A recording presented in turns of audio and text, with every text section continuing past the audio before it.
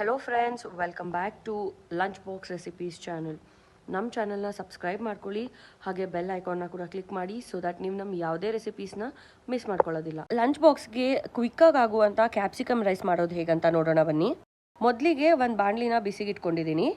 ಬಾಣಲಿ ಬಿಸಿ ಆದಮೇಲೆ 4 table spoon ಎಣ್ಣೆ ಹಾಕ್ಕೊಳ್ತಾ ಇದ್ದೀನಿ. ಎಣ್ಣೆ ಬಿಸಿ ಆದಮೇಲೆ ಸ್ವಲ್ಪ ಸಾಸಿವೆ, ಸ್ವಲ್ಪ ಜೀರಿಗೆ ಹಾಕ್ಕೊಳ್ಬೇಕು. ಸಾಸಿವೆ ಸಿಡಿದ್ಮೇಲೆ 1 ಟೇಬಲ್ ಸ್ಪೂನ್ ಕಡಲೆಬೇಳೆ, 2 ಟೇಬಲ್ ಸ್ಪೂನ್ ಕಡಲೆ ಬೀಜ ಹಾಕ್ಕೊಳ್ತಾ ಇದ್ದೀವಿ. ಆದಷ್ಟು ಫ್ಲೇಮ್ನ ಸಿಮ್ ಅಥವಾ ಮೀಡಿಯಮಲ್ಲಿ ಇಟ್ಟು ಹುರ್ಕೊಳ್ಳೋಣ.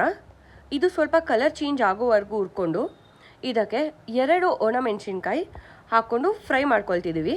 ಆದಮೇಲೆ 2 ಈರುಳ್ಳಿನ ಉದ್ದಕ್ಕೆ ಕಟ್ ಮಾಡಿ ಹಾಕ್ಕೊಳ್ತಾ ಇದ್ದೀನಿ.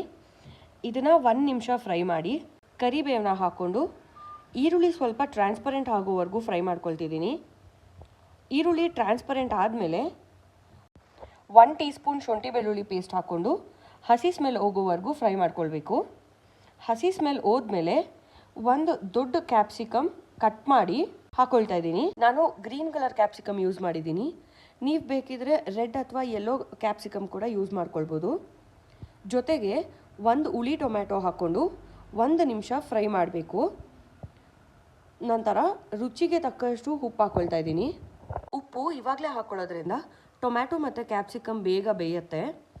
ಜೊತೆಗೆ 1/4 ಟೇಬಲ್ ಸ್ಪೂನ್ ಅರಿಶಿನ ಹಾಕ್ಕೊಂಡು ಟೊಮ್ಯಾಟೊ ಮತ್ತು ಕ್ಯಾಪ್ಸಿಕಮ್ ಚೆನ್ನಾಗಿ ಬೇಯಿಸ್ಕೋಬೇಕು.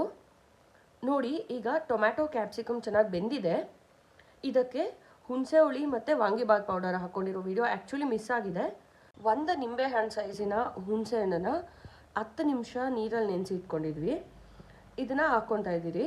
ಜೊತೆಗೆ 2 ಟೇಬಲ್ ಸ್ಪೂನ್ ವಾಂಗಿಬಾತ್ ಪೌಡರ್ ಹಾಕ್ಕೊಂಡಿದ್ದೀವಿ. ನಾವು ವಾಂಗಿಬಾತ್ ಪೌಡರ್ ಯೂಸ್ ಮಾಡಿದ್ದೀವಿ. ಬೇಕಿದ್ದರೆ ಬಿಸಿಬೇಳೆ ಬಾತ್ ಪೌಡರ್ ಅಥವಾ ಧನಿಯಾ ಪುಡಿ ಅದನ್ನ ಕೂಡ ಹಾಕ್ಕೊಂಡು ನಾವು ಮಾಡ್ಕೋಬೋದು. ಅದ್ರದ್ದು ರೆಸಿಪಿ ಬೇಕಿದ್ದರೆ ಕಮೆಂಟ್ ಮಾಡಿ, ಅದನ್ನ ಕೂಡ ಮಾಡಿ ತೋರಿಸ್ತೀವಿ.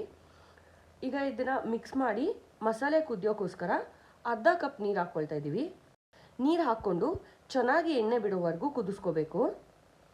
ಆಗಾಗ ಮಿಕ್ಸ್ ಮಾಡ್ಕೊಳ್ತಾ ಇರಿ, ಯಾಕಂದರೆ ಹುಣಸೆ ಹಣ್ಣು ಮತ್ತು ವಾಂಗಿಬಾತ್ ಪೌಡರ್ ಹಾಕ್ಕೊಂಡಿರೋದ್ರಿಂದ ತಳ ಹಿಡಿಯೋ ಚಾನ್ಸಸ್ ಜಾಸ್ತಿ ಇರುತ್ತೆ. ಹಾಗಾಗಿ ನೋಡಿ, ಈಗ ಇದು ಚೆನ್ನಾಗಿ ಎಣ್ಣೆ ಬಿಟ್ಟಿದೆ.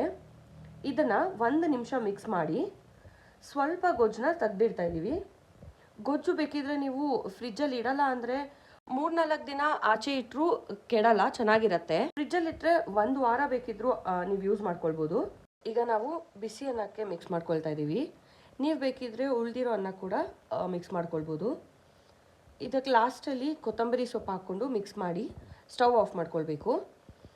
ಲಂಚ್ ಬಾಕ್ಸ್ಗೆ ಸರ್ವ್ ಮಾಡ್ಕೊಳ್ಳೋಣ. ನೋಡಿದ್ರಲ್ವ ಫ್ರೆಂಡ್ಸ್, ಇಷ್ಟು ಈಸಿಯಾಗಿ ಕ್ಯಾಪ್ಸಿಕಮ್ ರೈಸ್ ಮಾಡೋದು ಹೇಗೆ ಅಂತ. ನೀವು ಒಂದ್ಸರಿ ಟ್ರೈ ಮಾಡಿ ಹೇಗಿದೆ ಅಂತ ಕಮೆಂಟಲ್ಲಿ ತಿಳಿಸಿ. ಧನ್ಯವಾದ.